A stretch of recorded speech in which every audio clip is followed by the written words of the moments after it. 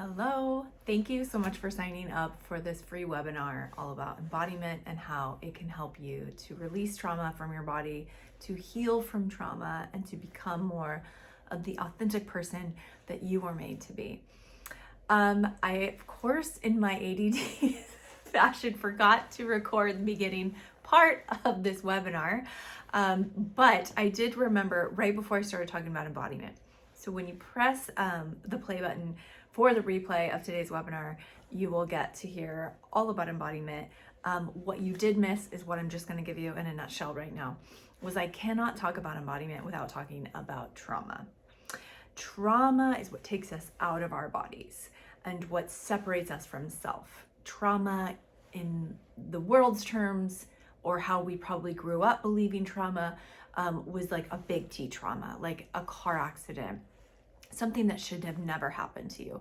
But there's also other kinds of trauma, which some people call little T traumas, which I say is the things that happen to you, the things that should have never happened to you. No, sorry, that's the first one. I've worked all day, can you tell? Big T traumas are the things that happen to you that never should have happened to you, kind of like a pandemic. Little T traumas are the things that you should have gotten but didn't. So proper attunement from a caregiver, understanding and love, that is all part of trauma as well. So I shared my story of how when my oldest, who is now 10, he was almost 2 years old and he was a very fast runner. All my kids just immediately out of the womb just started running. Not really, but you get it. So he was at the church that I grew up in, and I knew exactly the layout of the land, but he ran out of the nursery, and so I ran right after him, and I turned the corner and I didn't see him. I thought, wow, he must be really fast. So then he ran to, I ran to the parking lot, couldn't find him. Ran to the other parking lot, still didn't see him. Then I started to panic. I started to fear the worst thoughts, and I froze, which is what a lot of women do when we are traumatized. We freeze. It's in our DNA. So it's actually a trauma response. And I got everybody out to watch or to look for him, and in a horrible case of mistaken identity, someone thought they saw someone take him. So all I can remember is being frozen in a state of fear, having someone run back to me, say they saw a man pick him up and take him. The floor fell out beneath me. What I say is that I became the most primal being I ever felt. I wailed, thought I couldn't breathe, and I lived for about 5 minutes as if my son was kidnapped, and we called 911.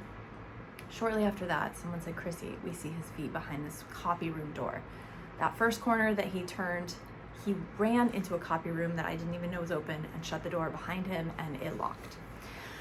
So that's where he was, just standing there waiting for me while I lost my mind. I crawled to him. All I could do was hug him and cry. And what we do in our society is we minimize trauma. And so that's, of course, what I did. I said, okay, well, this is a funny story. I got my son back, but what a horrible, horrible thing to have lived through. I didn't call it what it was until 2 years later, which was PTSD. I had all the symptoms of PTSD, the night terrors, flashbacks. I kept reenacting the trauma while we would be out and about at parks. It was awful. I was white knuckling life. I also acquired other random fears like fear of flying.